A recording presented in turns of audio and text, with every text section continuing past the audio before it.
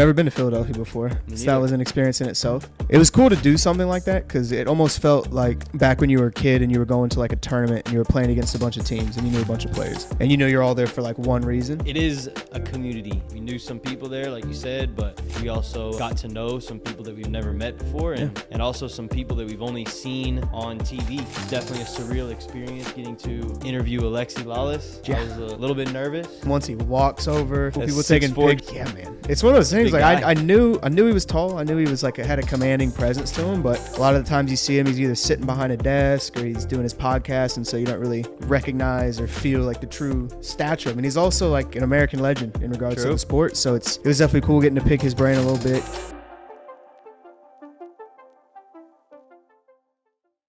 Welcome back, FOOTYPOD 57.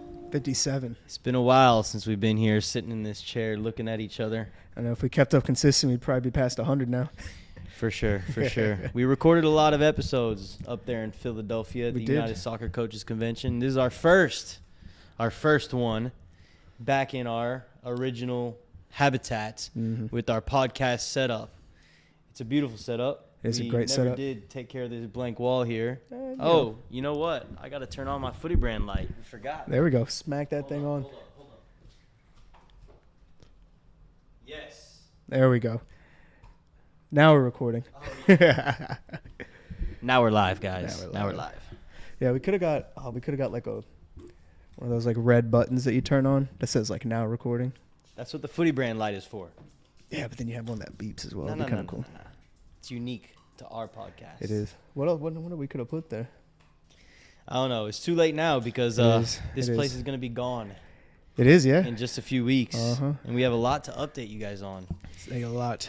Before we get into that, what are your thoughts? I mean, it's been like, what was it, 6 months ago that we went to the convention? Yeah. It's been a while, and we've been slowly putting out the episodes. We would have liked to have them all out sooner, but they're coming out to you. They're coming out. Well, they're out now by the time this podcast is going to be published. But what did you think about the event? How do you think that it went for us? And what are you going to take home? What are you going to remember most from that week in Philadelphia? Well, first off, in Philly, it was cool. Never been to Philadelphia before, so that was an experience in itself.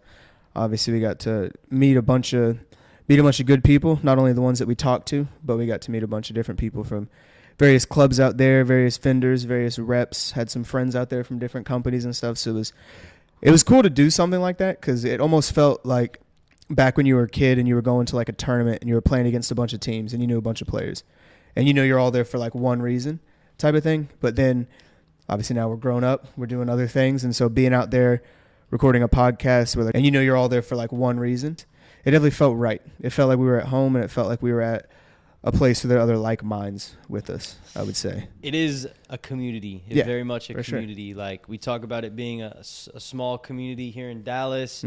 But you know, that same feeling expands across the world in any soccer environment that you find yourself in. And I think that we experienced that, firsthand. It's like we knew some people there, like you said, but we also got to know some people that we've never met before, and also some people that we've only seen on TV. Yeah, and that's true. I thought that was the coolest part. It's definitely a surreal experience getting to interview Alexi Lawless. Yeah. I was a little bit nervous leading up to that. That was I weird. think it was more the fact that I hadn't eaten and had anything to drink all day. And it was a long day as well. We just recorded like 7 interviews right before that. Yeah.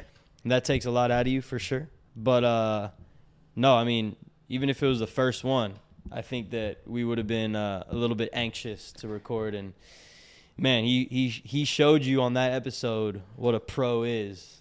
Yeah. He's been doing it for a while, and you can tell that he's experienced and good at what he does. I mean, even when he just walked up or whenever the people kind of hosting him for the podcast, like, oh, yeah, you're going to get some time with Alexi Lawless. It was like, okay, cool. But then once he walks over and you see him kind of meeting people taking pictures. Yeah, man. It's one of those things. Like I knew he was tall. I knew he was like had a commanding presence to him, but a lot of the times you see him, he's either sitting behind a desk or he's doing his podcast, and so you don't really recognize or feel like the true stature of him. And he's also like an American legend in regards to the sport. So it was definitely cool getting to pick his brain a little bit, getting to chat with him. And I just was so impressed with how on point he was. Like he just did 7 interviews right before us, however many it was. I'm not even sure. Quick ones, 10, 15 minutes like ours was. But he just had answers ready. And it's not as if they were scripted answers because he didn't know what we were going to ask him, right? But they were just so well articulated and spoken with confidence. And, he did provide some good insight on that episode. And that was obviously the most popular person that we had on, but there were some other really, really good episodes that we had, really insightful episodes. Which one was your favorite? I would say, I'm trying to think. I can give you 3. You got to pick one first.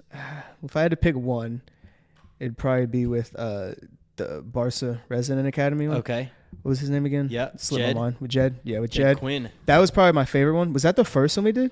That or was that number 2? That was number 1. Number 1, yeah. Yeah. So we definitely started off well because that one was cool because how prestigious that academy is. Like the level of players that they're putting out and how much of a difference they're making in the sport. But actually getting to talk to them about how the inner workings of it are, kind of like the system of it, I thought was really cool and insightful. I know for my friends, and a lot of my friends at least, that's one that they all definitely listened to and they all I guess went to just because of the popularity behind the Barca Resident Academy itself. It was definitely an interesting topic. Yeah. Again, that was the Barca Residency Academy episode that we had.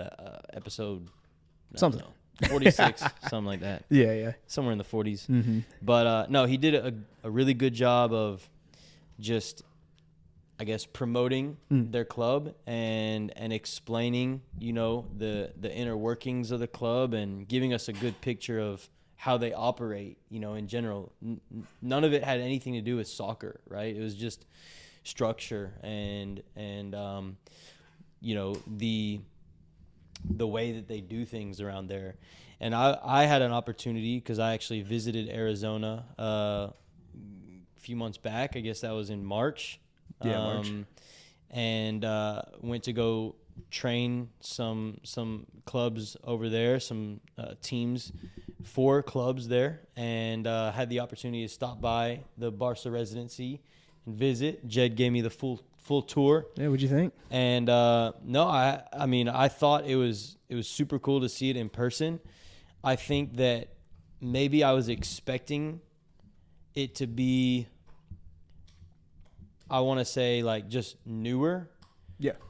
I don't think I was expecting it to be like pristine, like state-of-the-art facilities, but I didn't expect it to be kind of a little bit older and like the buildings, the architecture, it looks like it's from the 70s. Oh, and nice. In Casa Grande, like it's far from Phoenix. Like it's a good hour away from Phoenix area. So it's a drive, and there's nothing around it. Like I think he mentioned in that episode, like they're surrounded by 5 miles of desert. Might be even more than that. Like I didn't see anything for a while. Just lots of cacti. Is that how you say it? Yeah, cacti. Cacti is plural. Yeah. So but it was cool, and I almost appreciated the fact that it was a little bit older more, because it makes it feel more homey to the players. It reminded me of college, for those players, staying in dorms basically.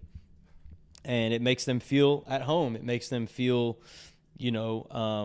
like more connected with like a community, with their community, with their facilities, with, what they're trying to do. And obviously keep them, and also considering the location too, keep them more focused on the objective, which is to get to the next level, right? Yeah. So there's not a lot of distractions. So, I think as far as like a working environment, like it's ideal because, it's what you want. Like you work with the players all day, every day. Like, the coaches come in, I think at like 3:00 usually, and they have their meetings. They do what they got to do. Some of them live on campus, so you can even go and use the gym and stuff, in the morning, in the early afternoon. But you get in there and, And, you're there. Like, you're focused on the job. Now, if you want to talk about, like, outside of work life, maybe not the most ideal, but no, it was really cool to see that place and get that experience. And I mean, who knows, we could definitely end up out there again someday and working with those players and connecting with those coaches a little bit more. I was going to say, it's definitely something that I would want to experience with you. That it looked really cool, even just from like the videos and the pictures that you kind of showed me. It seems like a really good setup for players just to maximize the most out of their ability. Absolutely. Because I know, obviously, players in big markets, whether it's like Dallas, LA, New York, stuff like that, it's like they could have the same drive and the same motivation, but, I mean, you could just easily get up and go do almost anything you want. Out there, it definitely forces you to be more kind of mindful of the time that you're spending, and I definitely think it's a place where you can create good habits that'll, turn you into a good pro. Absolutely. God forbid you make it there. It's literally just a catalyst for like a talent hotbed there. Yeah. Like just being isolated in that one location. Like, I mean, you can't beat that, and the value that those players get is unmatched. So, no, that was a good one for sure. So you said there were 3. What were the other 2? I would say the second would probably be Alexi Lawless, just because. Besides him. We're not counting Alexi Lawless. That was number 1. Yeah, that would be number 1. Just for the entertainment value. That was number 1. Then I would do Jed second. Then I would say third. I know it was shorter, and she's very quiet, so we didn't get much out of it, but I really liked the one we did with my cousin, just because that was cool. Biased. It was biased. No, it was biased. It was definitely biased, but it's just cool to see. It actually wasn't that quiet listening back on the microphone. Yeah, it was just really cool to see, like, kind of get her opinion on stuff, kind of how everything's going with her, because I was been able to watch her a lot more over the past couple years than I had been. Yeah. Already kind of planning this next season to watch more, but I just loved how it turned out that we were up there, and then she was up there, and we got to see her get an All-American award, which she rightfully deserved, and just hearing her talk about it and seeing her that environment, and obviously getting to see the family was super cool. Definitely added a little bit more to that experience that we were able to go support her at that event. Because, I mean, we probably would have gone to the event for a little bit, but knowing that there was someone that you're so close to and that you love was there getting recognition that I mean, neither of us got to that point, so it was really cool. I was so surprised that so many players skipped out on the event. Yeah, it was because I know a lot of the girls were there because they were getting drafted, and then a lot of the guys, I think they had already had their draft or they were already training. But, I mean, not even Division I players. It was like a lot of Division II and Division IIIs that just weren't there. Yeah. For whatever reason. It seemed like a majority of Division II players went, which I thought was cool, which I thought was interesting. But, yeah, what were your, I guess, other 2 favorites? So those were your 3, Alexi Lawless, Jed, and Rachel. Yeah, if you said the Rachel was biased. No, you can go with it. Okay, I'll go with that one. Yeah. Okay. Yeah, I'll go with that one. So I would say listening back, because obviously I listened to every single one, having to edit those things, man, it takes forever. But I would say I got a lot out of listening to Bistera's episode back. A lot of good gems dudes in that. Yeah, a lot of gems. Dudes. And a lot of good, valuable information that coaches can take and help in their training, help make them better trainers. I think, they're very like-minded guys, and I wish we would have gotten it out sooner. I know that they were expecting us to, but, hey, it was worth the wait, I think. Definitely got to go back and listen to that. There's a lot of good information in there. And good guys. We'll definitely have to connect with them and try to, collaborate with them on some camps or something in the future. Definitely. Who am I missing? We had a lot. We did have a lot. It all kind of runs together at this point. They do run together. Soccer Innovations, always good chatting with those guys. Oh, man, what guys? And we got, we beat them in pool, right? Too? We did beat them in pool. We did beat them in pool. We did beat them in pool. Yeah. We ran an Instagram poll, and 82% of you guys thought we would win, so appreciate that. They know what we're working. They know what they're working with, man. That's good faith. That's good faith. They were all pretty good. All really solid, honestly. Yeah. We didn't have any that were just like, all of them were valuable in their own right. Yeah. So it was super cool experience. We've never done it before. We're super fortunate to have been invited on to Podcast Row, and I think based on I mean, we went over there and took over. Honestly, Yeah. That's how I felt. Like we had a good setup. Only thing I wish we would have done is next time we're just bringing a lot more gear, man. Yeah, a lot more gear. We did sell a good amount of Footy brand gear there, but hey, we packed up my suitcase, your suitcase, the big one, as much as we could. Big Bertha.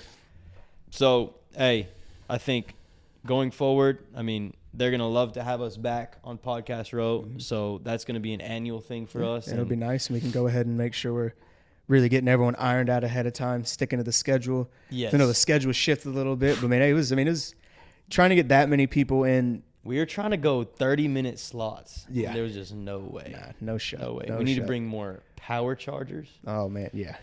We need to bring a lot more. We didn't even we winged it when we got there. We winged it. We weren't underprepared, but we definitely were like kind of right on the cusp of we could have done this and been a little bit higher up. But we didn't have any kind of backdrop. We didn't have the fancy setups that a lot of people did, but I liked our aesthetic. Well, it was good. We had the sign, all the gear out there. It attracted a lot of people. Yeah. A lot of people were stopping by, saying hello, Sold some gear, got some socks to Jim Curtin, who probably should have been the next U.S. coach. We can talk about that later. Got to meet Stu Holden. Or not Stu Holden, Jimmy Conrad. Yeah, Trash Can Conrad. That was cool. Yeah. I wonder if that video he took of us is ever going to go out. Probably not, but that was cool. That was funny. He was also another one where not exactly the same level of kind of like professionalism or anything as our big, tall, handsome ginger man, but he definitely was one where is the second that camera turned on, he was on it. So you can see how he's a good American personality going forward. I mean, it's practice. It's like anything that you do, you practice, you get good at it. By the way, this is the newest character that we have on the show, people. Her name is Jasmine. I'm going to come. She wants some attention. We're going to come sit her down right here. Mila's down there chewing a bone. So I know you guys haven't seen us in our element in quite a while, but we're here. We're here. So you got to soak it in because like I mentioned before, this is our last episode recording in this great little setup we have here. We're going to be taking it via Zoom, which I think will be cool. We're gonna play around with some different. We're gonna figure out how to layouts. Work. Yeah. We'll get it sorted. No, a lot to catch you guys up on. So, the reason we won't be recording here anymore is because I'm actually going to be relocating. So we're going to be moving down to Austin, Texas, expanding the Footy Factory brand. There we go. Getting programs going down there, and I'm also going to be accepted a position with Capital City Soccer Club down there in Austin. Shout out. I'm looking forward to helping grow the club. I'm going to be in a good position. It's not about the logo on your chest. It's not about that. Find a coach who's going to invest into you, who's going to support you, who's going to take you from point A to point B and help you accomplish your goals. That's what it's about. And if you get enough good coaches together in a club, they can make that club good. They can make it quality, right? But it's not about the club. It's about the coaches. It's about the players. And that's the most important thing. The Austin area is growing. There's a lot of interest in the sport there, but there's not a whole lot of options at the highest level there yet. Whereas, and a big problem with the North Texas soccer scene is everything is just so spread out and it's just completely saturated. So, yes, there's loads of talent, but there's too many options for them, and it makes it too much of a competition between clubs, between coaches, between, families even. And it creates this toxicity that really shouldn't exist. And, I'm not sitting here saying that that's not the case in other markets, because I'm sure it's the same everywhere, right, to a certain extent. But what I've noticed in Austin, and a big reason why I don't feel that same energy yet there, the fact that Austin FC, Capital City, both came into the market at the same exact time.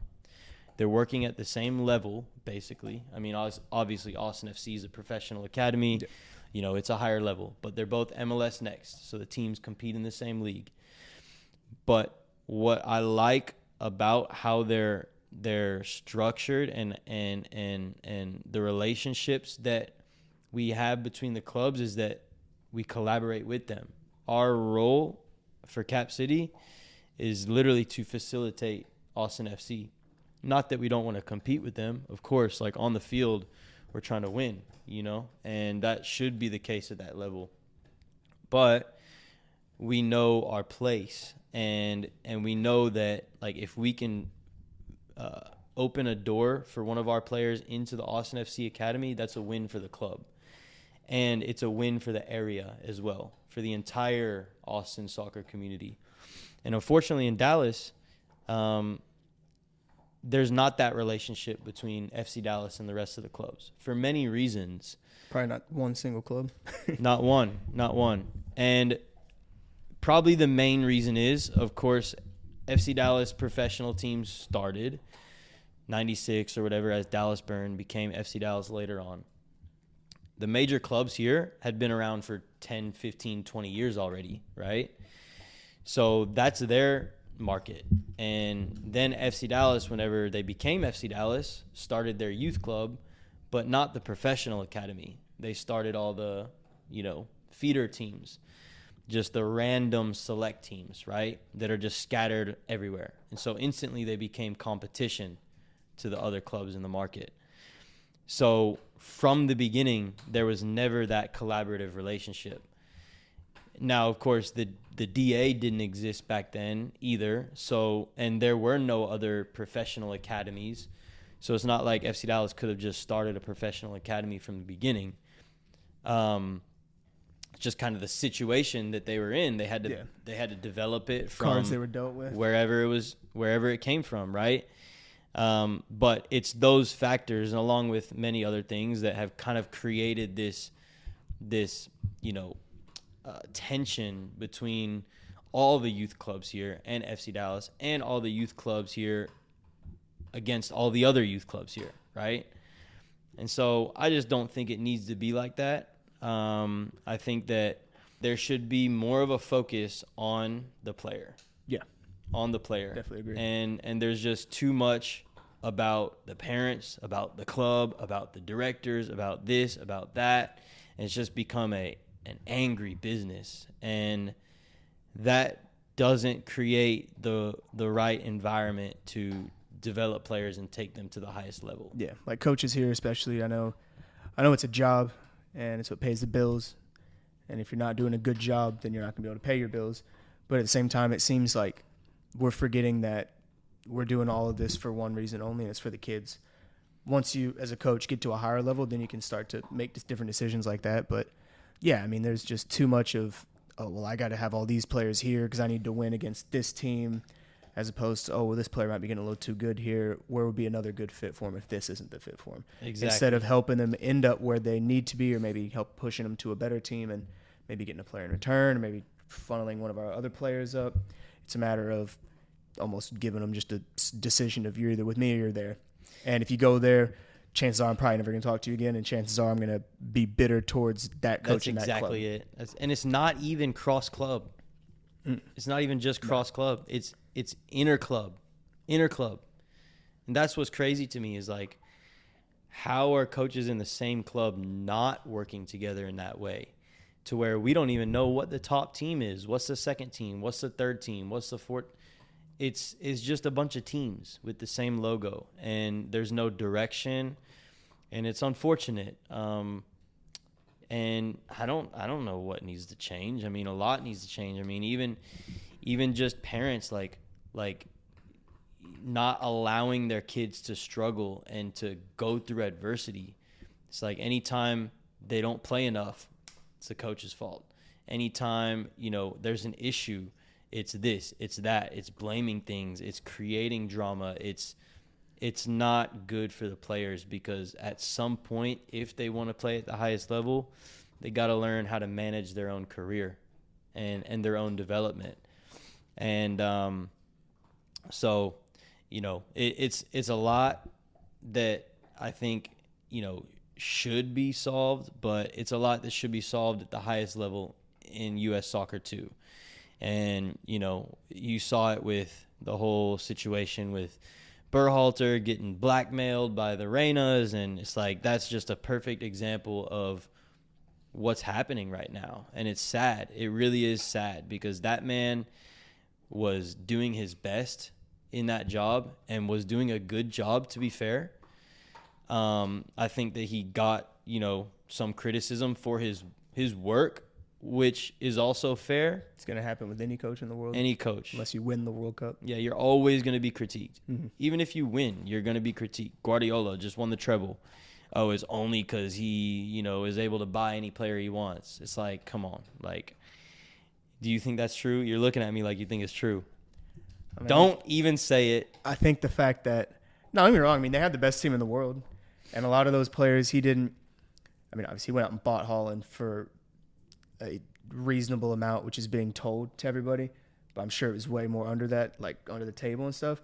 But even if you look at like the players he's bought up since he got there, like his first signing was Gundogan, and then all the way he's gotten there. It's not like he's just going out and buying every single superstar. No. Like, the biggest ones you can say are Haaland and then Grealish. Other than that, he's gotten there. My only problem with Man City, he's gotten the right players. My problem with Man City isn't even with Pep. It's just the fact that they have all of those like breaches of finances, of all those like different counts and Every stuff. club, man. Yes, but the fact Every that they bring those, Especially those up, the big and they're ones. trying to do that. So yeah, with that, it's a long time coming. It's Pep. I guarantee you, Pep's not the one fudging the books. That's not his fault. No, it has nothing to do with him. He scouted the players that he wanted. He got the right players in, and Man City had the budget to be able to afford it. Yeah. And they also you can argue about the financial fair play, or if they were, falsifying records, whatever it may be. But the reality is they, sold the players that they needed to sell to even it out. And, Man United have spent more money than City over the last decade or whatever it is, but they haven't bought the right players. Arguably better talents, but not the right players for what they need. Yeah. And so, anyways, we're going off on a tangent there, but I agree with Berhalter getting, I don't even know what the term was, but basically getting sacked. Yeah, for letting his contract run out and then bringing him back for something that had nothing to do with soccer, nothing to do with his performance, just strictly based off of what an unhappy parent said and went over his head to report. And that's what's funny, is because that's what happens here all the time, as we know too well. And it's funny because right as we're getting to a point now where we're starting to be the dominant force in CONCACAF, and we're starting to actually get a lot more players on big leagues and big teams, and we're making the right strides, it's funny that we still have a blip like that, which almost just counteracts all of the good work we did and took away from the good work they did over in Qatar. And and it was a long, drawn out process. They said that they interviewed candidates for the role. They went through an extensive search. They brought in an investigation team to make sure that there was nothing that should hold Berhalter back from being offered the job back, right? So they went through this whole process, took like 6 months or whatever it was, and they gave him the job back, which, I don't hate the decision. I thought it was poor timing. I thought that obviously the information got leaked during a game, during the Mexico game actually, which definitely wasn't good timing. Obviously they didn't have any, they didn't intentionally do that, but just the fact that they made a decision now instead of doing it months ago, they could have, if that was what they wanted, they should have done that before. Yeah, because if your plan is to run him through to 2026 World Cup, we lost about 6 months of that, and we had another coach, Phil and Anthony Hudson, do a good job with them. They ended up taking a job in Qatar, which I don't blame them. It's a life-changing amount of money. And they bring this other guy in, BJ, and he's already slapped Mexico up. He won one trophy. If he goes and wins the Gold Cup here with, I guess, almost our B team, then he's accomplished everything Berhalter has already. So then what's the big deal with bringing Berhalter back? One thing that we'll never know, it might come out eventually. I don't think it needs to, but I want to know who we interviewed for that job. Because I don't think imagine if it was someone big that could have been a great fit for us, and you interviewed them and then just went ahead and hired this other coach back. You could have just burned a bridge there. That could have been a coach that seemed like, I basically just got interviewed to get interviewed. Yeah. you know. Well, I think, they mentioned that Jesse Marsh was a candidate that was interviewed. They mentioned that Patrick Vieira was a candidate that was interviewed. See, I think, I wish we didn't interview him yet. Yeah, I mean, it is what it is. Obviously, he's a big name, but he doesn't have a whole lot of managerial experience yet. Yeah. So, but I think overall, you can say what you want about the decision. I think just looking at it from a cultural perspective, that I like the decision because it sends a good message and sets a good precedent for the entire country. No, we are not going to let a parent of a player dictate our decision making, right? We're going to go with the coach who we feel is going to do the best job and who is going to carry this team forward and continue to progress them and continue to maximize the potential of the group. And, another thing is the players, they have so much to say in it too. And they need to feel that their coach cares about them. And clearly they did, because a lot of them voiced their opinion in wanting him back. And so, again, just going back to the youth thing, it's find a coach who cares about you. Find a coach who is going to invest into you, who's going to sacrifice for you, who's going to do everything that they possibly can to help you realize your dreams. That's what coaching is. Yeah. And so I think that, if you can identify that in someone, regardless of their club affiliation, regardless of facilities, uniforms, anything, that's where you need to go. That's where you need to go. And obviously the competitive level is important too, but at this level, at the youth level, coaching is so important. And so that would be my biggest advice to any parent, any player listening, is go find someone who is going to give you everything, right? So that's where we're at. We're heading to Austin. We're exploring new avenues, new possibilities, new opportunities. I'm happy for you. It's gonna be cool. Getting a nice little change of scenery. I'm excited for it. I like the fact that you're not moving too far as well, so we can still can still come back. We can still go up there and everything, which is good. And then, who knows where your coach career is going to take you later. So I think it's good to obviously get out of Dallas a little bit, still stay in Texas, still, being not too far away, and just, giving it a go out there. It seems like you got a good setup, found a good spot. So I'm definitely excited to not only see what you can do with those teams, but to see how you grow as a coach out there. All things considered, this was probably my best opportunity for those reasons that you just mentioned, being close, still being able to get back to Dallas and build off of my network here and still be able to serve this community because there are a lot of good people here and we've developed a lot of good relationships that I wouldn't want to just, let go of. And, we got a good team here. I think that you guys are going to do a great job in getting our programs going. So, that's obviously going to be the main focus, is building our player development school program. It's for all ages, all levels. It's curriculum-based, very purposeful, focused training. And then obviously we offer our private training and online training outside of that. So, Austin is going to be a good place, good setup, good club. We're going to expand footy down there. I already got, good people that I'll be able to get around me to help me build it there. So it's going to be a competition, Evan. If I build Footy Factory in Austin bigger than Dallas in the first 6 months, I don't know. We're going to have to make a bet, some kind of friendly wager. What do you want to bet? Shave heads? I'm not shaving my head. You can shave your head. What's it going to be? We'll decide later. We'll keep you guys posted. But yeah, I think it's going to be.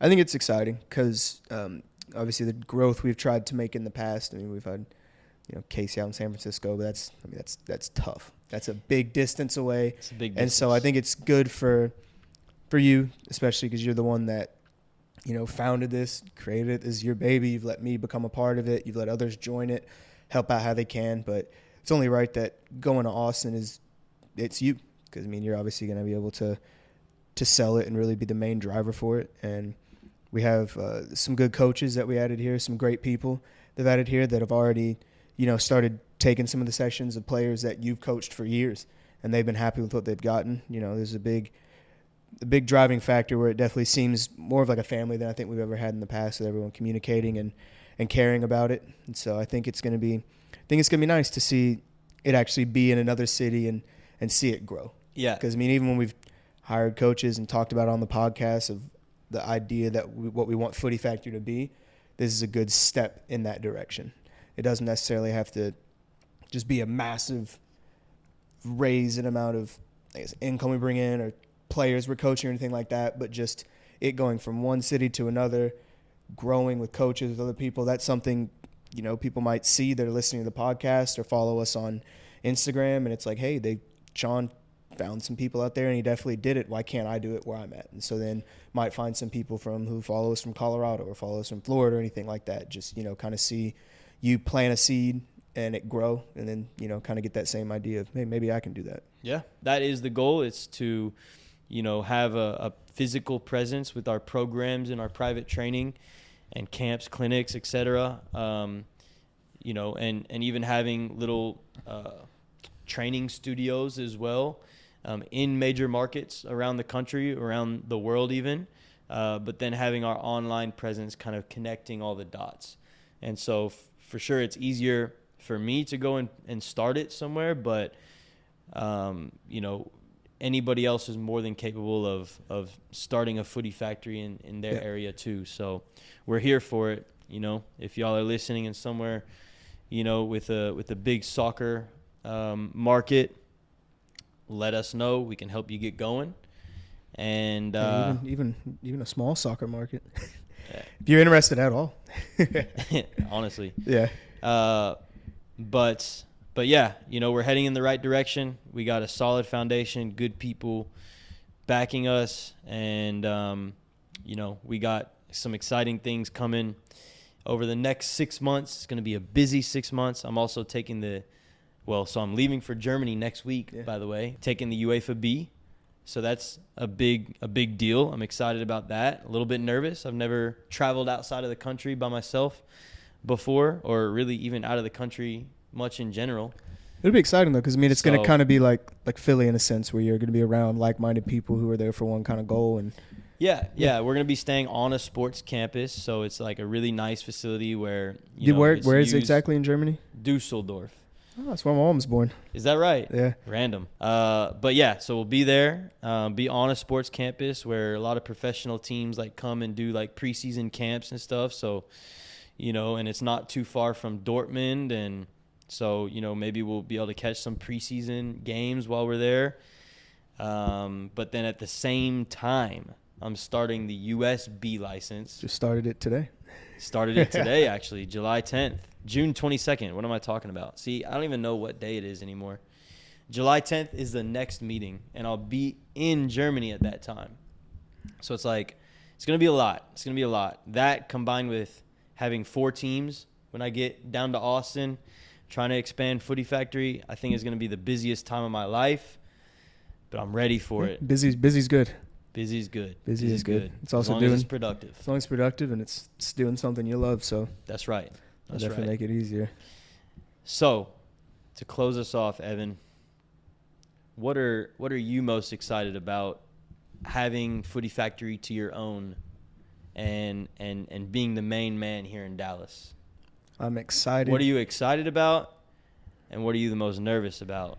So most excited about is just probably getting closer with Toby, with Ivan, with Peyton, getting everybody going and kind of doing as much as they want to, and kind of, getting them implemented into Footy Factory, kind of like how I did. I mean, I know I started off similar to how they did, and I've been around, joined in. I think they're definitely more than capable of doing that same thing. I'm looking forward to seeing if we can add any new coaches, seeing what different players we get in, growing the PDS, because I mean, even so far in the summer, I know the morning sessions especially have been getting to the numbers that we're wanting them to. We still got a little ways to go, so definitely, just growing that, and just kind of seeing seeing if we can make you proud, seeing if we can You better keep it. I got you, man. Seeing if we can just honestly just trying to just make it as tight knit as it can be, bring in the right people, and then I think naturally it's just going to grow.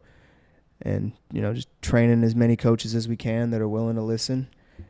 Yeah, I'd say that. I would say what I'm most nervous about. It's going to be interesting because obviously since I've been here, for the longest time since I first got here, all I did was just coach. And so having picked up a full-time job and a field that I was not expecting myself to, be in, and just balancing that and then the coaching. But I feel definitely a little better about that, having Ivan and Tovi and then Peyton, whenever she's all healed up, kind of being able to help with anything. But, yeah, I would say it's really kind of only the nervous part, just making sure I'm putting my time exactly where it needs to be, For sure. And, For sure. You've been with us for what, 4 years, 5 years? Man, 2018, probably. So. Yeah. Oh, yeah, it was right at the beginning of 2018, yeah. Yeah, so 5 years. I mean, yeah. And you've done everything that has ever been asked of you. You've, taken on many different roles during that time, and you've done each of them well, right? And you're still here because of that. So the loyalty, the commitment is, I can't speak on how much I appreciate that enough.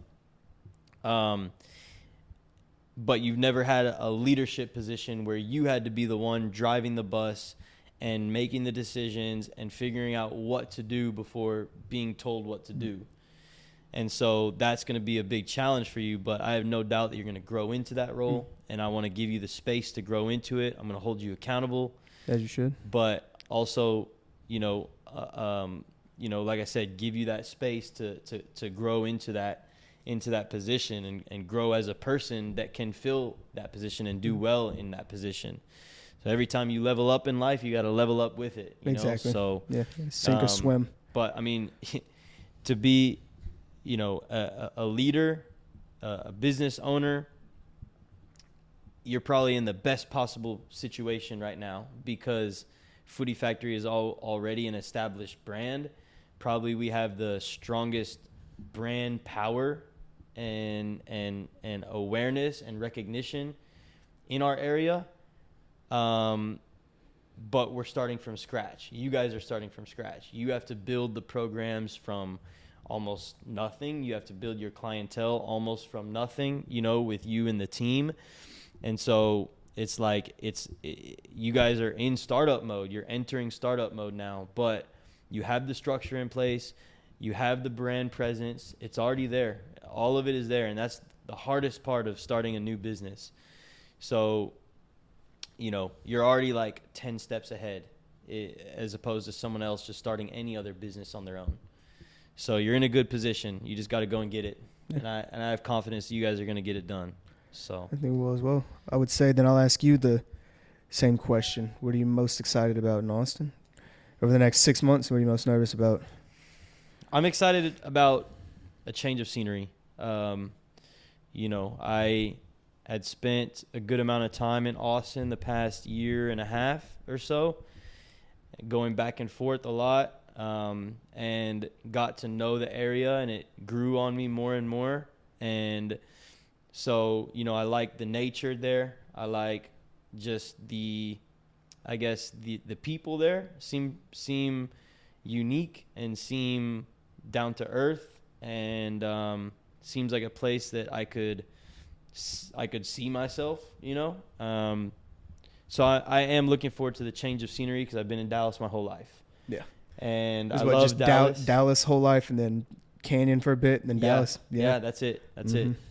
Except for, the 4 years in college, but that, really only – it doesn't really count for much. Yeah, no one counts it. But Dallas, I've been here my whole life, and I know it very well, and it'll always be home. I love Dallas, and I'll always come back to it. But, I think I always knew, and this was the main reason why we dropped our teams with Footy Factory is because, our business model was going to keep us stuck in Dallas. And just limit us. And there was not a lot of room for growth. There was a lot of overhead running a club. So we also weren't really making that much money either. And it just I felt a little bit trapped. And so I think, like, you know, after COVID, us restructuring the business was getting us going more towards the vision that I have for my life. You know, I want to further my coaching career. I want to experience new cultures, new places. And this is kind of that first step. And even just the way that Footy Factory is structured too, like, it's literally going to take us all over the place. And we're going to be able to impact players everywhere through the online training that we offer, through the and we can impact coaches as well through the trainer education that we offer. So, you know, through that, I should still be able to stay connected to my people in Dallas, you know, and do training with them, film analysis with them, you know, even just soccer therapy, for lack of a better term, like guiding them, helping them through whatever issues they're having. If they have questions, you know, giving them advice on their team situations, like how they should, you know, whatever problems that they're facing, right? Because a lot of the ones that you started with and then that I joined in with are getting to that age right now where most of them are getting to 8th grade, 9th grade. It's getting to the point where they're going to need, you know, as much guidance as they can get. Absolutely. And especially nowadays with all the technology we have, not only being able to just call, FaceTime, and text, but hopping on Zooms, handling stuff like that. Yeah. Definitely think it's a good way to obviously stay connected with everybody. So for sure. So, I mean, getting to see a new place, but still very connected to the people in Dallas. So I'm excited to get to experience that and kind of just grow a little bit, you know? And I don't even know where it came from, but just like you don't really truly like know yourself until you move to a place that you've never been before, people with no one that you know, that no one that you're familiar with. You're just going from a lot to little bits, so then at a certain point when you leave, maybe in, I don't know, 3 or 4 years to go somewhere else, you know, you're getting yourself ready for that. I'm going to be, exactly. Mm-hmm. And I think like with the soccer community, you know, and the way that our brand is growing, like I'll still, no matter where I go, have some kind of connection somewhere, you know, in that sense that's soccer related. But yes, so I'm excited about like the opportunity to grow individually, to continue to grow professionally as well. But you know, definitely that's also a little bit that for that same reason also what makes me a little bit nervous too. It's change, you know, and change can be scary sometimes, but change is also good. Change is necessary. Yes, indeed. Anything you want to close with, sir? I would say one last question. What do you hope comes of this podcast over the rest of the year? What are you most looking forward to with it? Good question, Evan. I was actually intending to update everyone on our analytics for this podcast. Ooh. Before we went to the United Soccer Coaches Convention in Philadelphia. I think we had an average listener base of about 15. Maybe in between like 15 and 20, you know, based on the way that my dad, my mom might count. Yeah. Still listen. Based on the way that, you know, Anchor, or I guess it's actually owned by Spotify now, the platform that we publish through, based on the way that they calculate it, which I don't even fully understand it. But it was somewhere around there, 15, 20, right? Probably averaging like, I don't know, 80, 90 listens per episode, plays per episode. You know, want to know where we're at now? Where are we at right now, Sean? About 200, 225 average listeners and over 300 average plays at this point. So we're growing, baby. We're growing. We're growing. And I just deposited our first payout from Spotify from our podcast, ad revenue. What we make, baby? Guess. Oh, man. I don't want to undershoot it. $8. A little bit more than that. We made a solid $100 over our first 56 episodes. Definitely celebrate with a beer after this, huh? Yeah. Definitely celebration worthy right there. Yeah. $100, man. $100 over 2 years of work. It's not bad. So hopefully, it's obviously not solid, guys. We need to make more money off this podcast. So, sponsors, hit us up. We would love to sponsor you on this podcast, or you to sponsor us on this podcast, and we give you some ad space. For sure. Also, on Spotify, if you'd like to make a donation, we have a listener support section. We also have a feedback section where you can go in and Tell us what you thought about the episode or what you would have asked our guest on the episode. So definitely get in there, give us your feedback, and if you are so kind and would like the message that we're sharing here, and want to help us spread it to an even wider audience and impact more people, hey, consider a donation, because we cannot live off $100 every 2 years. It's not going to work. Yeah, I mean how that would It's break down. We'll still do it. We'll still do this podcast. Great marketing. Still enjoy it. Great marketing. Yeah. Good conversations. Connect with good people. But if we can also generate some income on this to keep this podcast growing and do more with it and bring on bigger guests, then we need to bring in a little bit of money too. Exactly. So help where you can, please. Please do it. That's all we got. Oh, well, what was I going to say? Oh, what do we got? I was going to say the one thing that I'm most excited about with the podcast as well is because some of my favorite soccer podcasts that I watch on YouTube, sadly, they can't do it like in the same way we do it, you know? So they have to do it, in person, because they're in different spaces, different that. And so, I mean, I was figuring out how we're going to do it exactly next, but in different locations. I also think it's going to be exciting because then it's going to give us, we're going to learn how to kind of do it, you know, and get good at it. And then imagine the amount of people we can bring on after that. Oh, for sure. Because we know a lot of coaches in the area, a lot of ex-players, whether in other countries, whether in the States, or even as we're growing, more people that we can have on, because it's a lot easier just to flip on a camera and push a button and start talking. Absolutely. And try to meet. So I think that's definitely something I'm looking forward to. You know, if you listen to our podcast, if you know us already and you want to come on, hey, just give us a shout and we'll set up a time and we'll make it happen. That'd be a cool episode. Just have people kind of call in. Oh, I wasn't thinking that, but I like where your head's That'd be interesting, you know? Yeah. Them call in, get you a little 5 minutes to go at our soccer takes. Just a quick fire interview. Quick fire would be funny. Quick fire interview would be good. I like it. Well, thanks, guys. We're just trying to give you a little update on this episode, so hopefully, you know, you appreciated it, and we'll be back with some more interviews, guests, and some fresh content coming soon. Yeah. I'll be in Austin. He'll be here in Dallas. If you guys need training, these are the guys. They'll take care of you. Yes, we will. But anything online, we can take care of you too. So, you know, give us a shout. We'll be here for you. Yeah. Peace.